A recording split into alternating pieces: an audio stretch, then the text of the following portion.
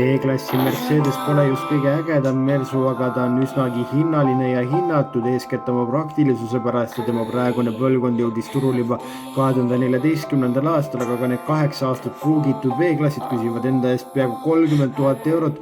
Nüüd on aga Mercedes-Benz toonud abi seda uue D-klassi näol, mis oleks justkui mõistlik ja odavam versioon V-klassist. Kas see ka kõik nii on, selgub algavast saatest. Tere tulemast taas kord kaasa elama Nice-Luxury proovisõidule.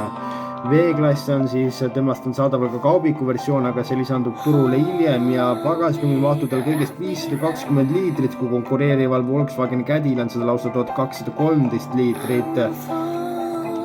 Ja tema disain näeb eest välja üpriski selline värske ja täitsa selline, milline peakski üks avastamata täht Mercedes-Benzi moodeli valikust olema ja tagaosast nagu polegi õieti mingit disaini.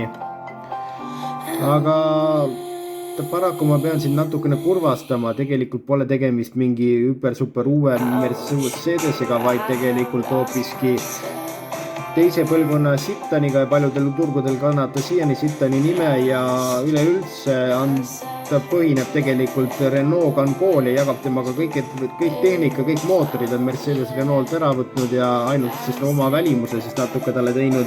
Aga tagaistujatel on tal ruumi lahedalt nii jalaruumi kui ka hiiglaslikult pearuumi, küll aga puuduvad seal käetoed ja samuti kompaniipaikadega seal üpriski kehvnasti.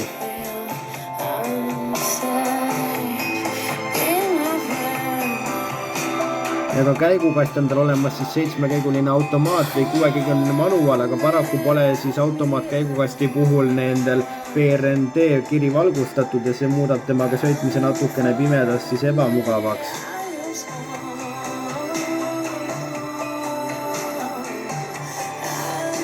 Interiööris on olemas siis multimeediasüsteem, mis on küll pisikene, aga selle eest üpriski hästi toimib ja kui sa tahad endale saada juhtmevaba telefoni laadjat, tagurduskaamerat, udutulesid, automaatset kliimaseadet ja selliseid asju, siis need tuleb sulle leida lisavarustusest paraku ja nahkistmed ja meeleoluvalgustus on ka olemas vaid parimas varustuses, nii et tõesti varustusega koonerdab Mercedes ikkagi üpriski ja kenasti.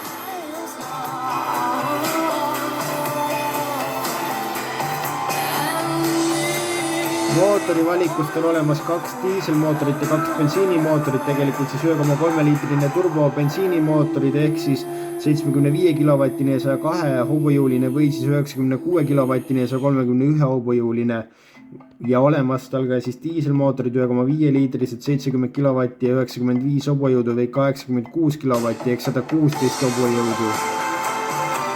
Paraku on need mootorid kõik üsna sellised emotsioonitud ja ega sealt väga mingit raksakid edasi ei lähe ja 0-100 jõuab ta kõik, tahtsin öelda kõigest, aga läheb 13 sekundit tal sinna aega, nii et kõigest pole siin absoluutselt midagi pistmist aga selle eest on temaga sõitmine üsnagi vaikne ja suudab ta ka täiesti arvestatavaid kenavasi tulemusi näidata ka sellisel konarlikumal teel ja see on tema üks suuri plussi kindlasti.